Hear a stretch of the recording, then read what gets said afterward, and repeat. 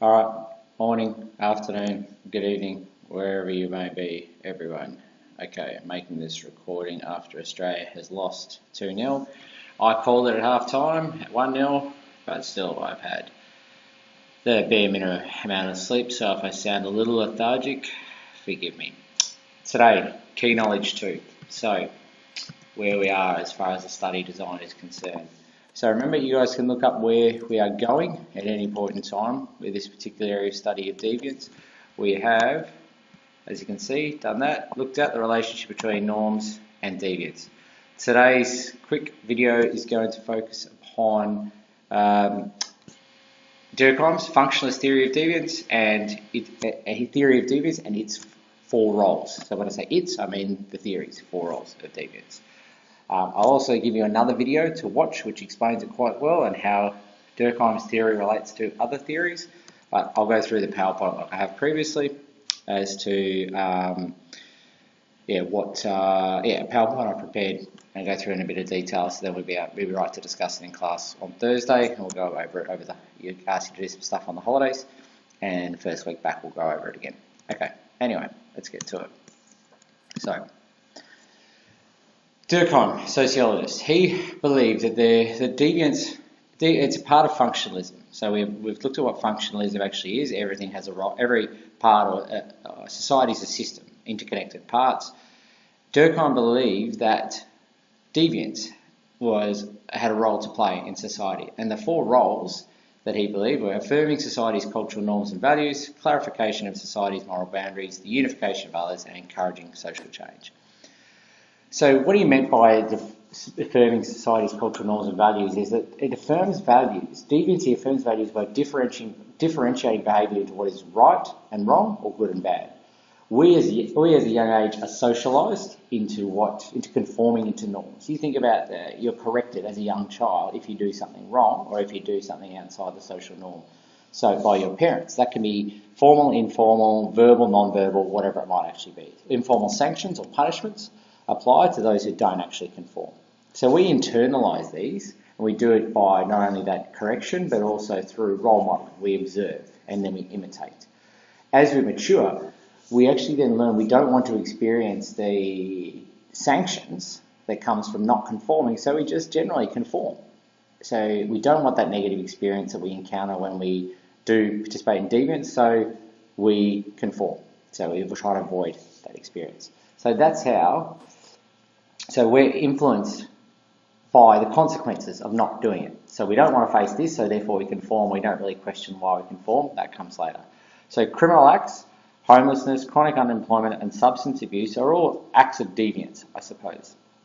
And the negative consequences of these particular acts encourage greater conformity to norms and contributes to order. So remember when we talked about functionalism in the past, it's all about maintaining status quo and order. That is really what we're trying to achieve. So that's why deviance actually functions well, we need deviance to be able to function. Deviancy also provides consequences that allows people to evaluate the seriousness of norms, allowing reinforcement or possible change. So again, we look at, if that's not actually considered deviant, or it's the consequences need to change, or the consequences aren't appropriate, we can actually then say, okay, maybe this needs to change. Our social norms, what they actually need to change. They actually need to change. Affirming society's cultural norms and values is the first role of deviance. Second one, clarification of society's moral boundaries. So children experience deviancy as a failure in learning moral behaviour or to meet the standards of performance as part of the socialising process.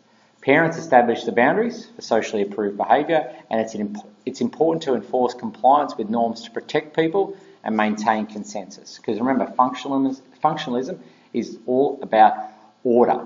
So deviancy helps maintain that because we see the consequences of what right and wrong, not conforming, we see the consequence of it. Exposure to deviant acts makes visible the clarification of society's moral boundaries by distinguishing acceptable and unacceptable behaviour. If we don't have deviance, then we're not actually sure what is right and wrong. But if we do have deviance, it clarifies where those boundaries are of right and wrong, good and bad. So therefore it's important to have a level of deviance in society to maintain that status quo and maintain consensus as to what acceptable and unacceptable behaviour actually is. Those who commit deviant acts learn to conform because of punishment. Rehabilitation in the criminal justice system recognises that people make mistakes, and despite stigmatisation, which does occur, we try and rehabilitate people. Deviant acts confirm appropriate behaviour, and punishment acts as a deterrent. Clarification also occurs through the media, things in the name of public interest. Gangland killings, they sensationalise negative consequences of drug dealing and murder. Again, it's all about conformity. We want people to conform. Deviance help, even a certain level of deviance actually ensures that level of conformity, because we see very publicly the consequences of not conforming. It also unifies others. We'll talk about a really good example of that in terms of Norway, but he believed that it puts people from different backgrounds and it unifies us, because we then all agree upon what is right and wrong despite our different backgrounds. So deviance is actually really good. So I could be totally different to a person in a totally different walk of life, different socioeconomic backgrounds, but we see like a mass killing and we all agree that's inappropriate behaviour, so we actually are then united in that sort of feeling. So it's really important to know that that level of deviance can actually help society in a lot of ways. So social identity and security is gained by sharing common values. Again, the person I've got nothing in common with, but we actually share something. The publicising of cases of deviancy by the mass media encourages the unification of others by making people aware of the extent of their shared values. If I've got nothing in common with lots of other people in terms of, oh, I don't think I've got anything in common, when we're united because of a public particular act or someone's breached the law, then we actually realise I've got a lot in common with some people I never actually thought that I would have. We're all human beings after all.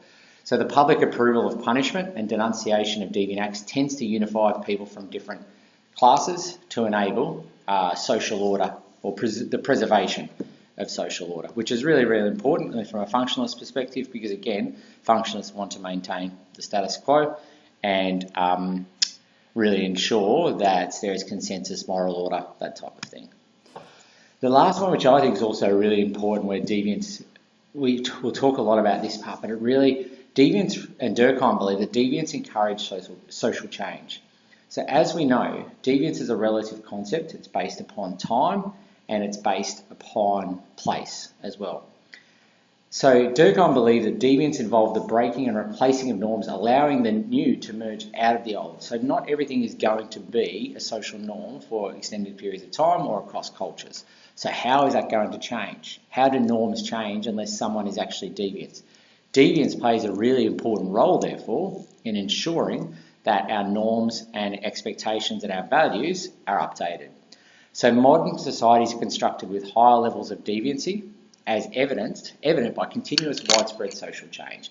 Same-sex marriage, homosexuality, racial discrimination laws. These are all different stigma attached to divorce, no-fault divorce. These are all incidences of social change which comes about through deviance, kids out of wedlock, that type of thing. Social changes associated with improved standards of living include dress, fashion, music and design. Again, someone who brings in a new fashion does so because they're participating in some sort of deviant act in designing something that people didn't normally wear. Jeans, denim jeans came out of deviant act. People before that wore tailored trousers, shirts, suit, tie, that type of thing. But through deviant acts and different type of fashion, different ideas, came the denim jeans, whatever. So weakening of the norms is also associated with changing gender arrangements within the nuclear family. Again, the stigma attached to marriage, male and female heterosexual relationships, kids, no kids, these norms, it's not like they've actually been replaced with something else, like the family structure isn't replaced. It just means the nuclear family has definitely been weakened, and I think everyone's fine with the norms associated with that. Deliberate breaking of norms can create positive social change. We talk about Rosa Parks. We can talk about the example here is the anti-cancer advertisements. People taking up smoking. Breaking norms can also lead to the reclassification of behaviour. The ATO said that prostitution is actually a sex work for the purpose of taxation, so therefore being a prostitute or working in a brothel has become a lot more normalised. Without deviancy, a lot of this would not actually have been possible.